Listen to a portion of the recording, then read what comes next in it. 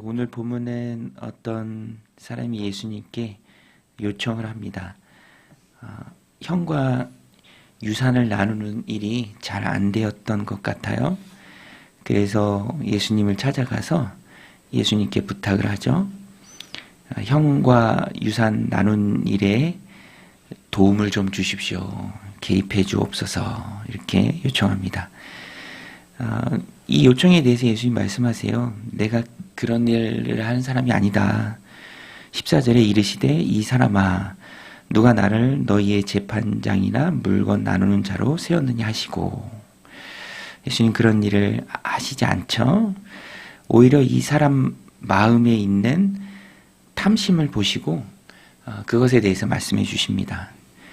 그들에게 이르시되 삼가 모든 탐심을 물리치나 사람의 생명이 그 소유에 넉넉한 데 있지 아니하리라 하시고, 그 다음에 한 가지 비유의 말씀을 주십니다. 어리석은 부자의 비유죠.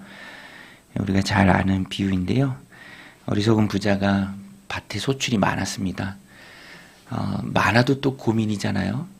없어도 고민인데 또 많아도 고민입니다. 이걸 어떻게 할까? 그가 낸 생각은 이전에 있던 창고를 헐고 더 크게 증축하고 거기에 넣자. 실제로 그렇게 하고 자기 스스로에게 말합니다. 오늘 본문을 보면 심중에 생각하여 또 영혼에게 말하여 19절에 또 내가 내 영혼에게 이르되 영혼아 여러 해 쓸 물건을 많이 쌓아두었으니 평안히 쉬고 먹고 마시고 즐거워하자 하리라 하되. 맞는 말 같죠? 사람들이 다 이렇게 삽니다. 쓸 것이 많으면 풍족하면 거기에서 안정감을 누리죠. 예수님 앞부분에서도 말씀하시지만 생명이 그 소유에 넉넉한 데 있지 않다. 사람들이 놓치는 절대 진리입니다. 왜 그런가? 생명을 붙들고 계신 분은 하나님이시죠. 생명은 하나님께 속한 것입니다. 그래서 20절에 보면 정말로 지혜로운 부자 같지만 정말로 어리석은 부자인 이유가 드러납니다. 20절에 하나님은 이르시되 어리석은 자여 오늘 밤에 내 영혼을 도로 찾으리니 그러면 내 준비한 것이 누구의 것이 되겠느냐 하셨으니, 이 말만큼 명확한 말씀이 없습니다. 생명은 하나님께 속한 것이다. 영혼의 주인은 하나님이시다. 결국에는 하나님께 대해 부여한 삶을 살아야 하는데 이 어리석은 부자는 어리석어서 그렇게 하지 못합니다. 그래서 이 사람에 대한 평가는 21절에 나오죠.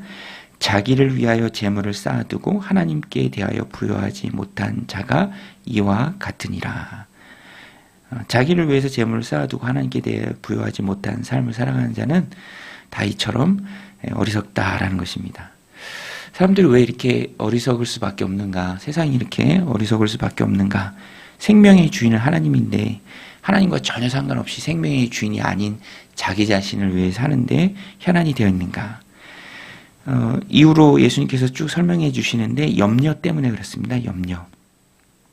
무엇을 먹을까? 22절에 또 제자들에게 이르시되 그러므로 내가 너에게 이르노니 너희 목숨을 위하여 무엇을 먹을까? 몸을 위하여 무엇을 입을까? 염려하지 말라. 염려 때문에 못 먹을까봐, 못 입을까봐 그 두려움에 사로잡혀서 세상을 살아간다라는 것입니다. 예수님이 두 가지 상식적인 말씀을 해주세요. 첫 번째는 23절에 목숨이 음식보다 중하고 몸이 의복보다 중하니라. 목숨이 음식보다 중한데 음식을 얻기 위해서 목숨에 해가 되는 일들을 해요. 건강을 해치면서까지 일합니다. 어리석은 거죠. 몸이 의복보다 중한데 무엇을 입을까에 대한 걱정 때문에 몸이 상할 정도로 일을 합니다. 주객이 전도된 것이죠. 세상 아무리 중요한 일을 할지라도 몸을 해치면서까지 해야 할 일은 없다. 주님의 말씀입니다. 또 한 가지, 염려는 무익합니다. 25절에 아무리 염려한다 한들 또 너희 중에 누가 염려함으로 그 키를 한 자라도 더할 수 있느냐. 염려해서 일해도 그것은 주객이 전도된 일이고 또 염려를 한다고 해도 염려한 것 때문에 모든 일이 다 가능한 것은 아니죠. 할 수 없는 일이 너무나 많다라는 것입니다. 그렇게 염려하지 말고 하나님 아버지를 믿으라. 들의 배 갚아 먹이고 입히시고 그런 것들을 보라. 까마귀도 먹이고 또 배 갚아도 입히시는 주님을 보라. 28절에 오늘 있다가 내일 아궁이에 던져지는 들풀도 하나님이 이렇게 입히시거든 하물며 너희일까 보냐 믿음이 작은 자들아. 결국에는 믿음의 문제다라는 것입니다. 믿음이 작기 때문에 염려하고 믿음이 작기 때문에 건강을 해치면서까지 일하고 소중한 게 자신의 목숨인데 소중한 게 하나님 주신 자녀들인데 소중한 게 믿음의 공동체인데 가정인데 그런 것들을 다 잃어버릴 정도로 염려에 빠져 살아간다라는 것입니다. 그렇게 무엇을 먹을까 입을까 염려하지 말고 애쓰지 말고 너희는 이것을 하라 라고 예수님께서 분명히 말씀해 주신데요. 마태복음에는 더 선명하게 나왔고 오늘 평행복음인 누가복음에도 충분히 주님께서 말씀하십니다. 29절에 너희는 무엇을 먹을까 무엇을 마실까 하여 구하지 말며 근심하지도 말라. 이 모든 것은 세상 백성들이 구하는 것이라 너희 아버지께서는 이런 것이 너에게 있어야 할 것을 아시느니라. 세상 백성이 구하는 그 자체가 나쁘다고 주님이 말씀하시지 않아요. 주님은 그것들이 너희가 구하는 그것들이 너에게 있어야 할 것을 아신다라고 분명히 말씀하십니다. 필요하죠. 그것은 있어야 할 것들입니다.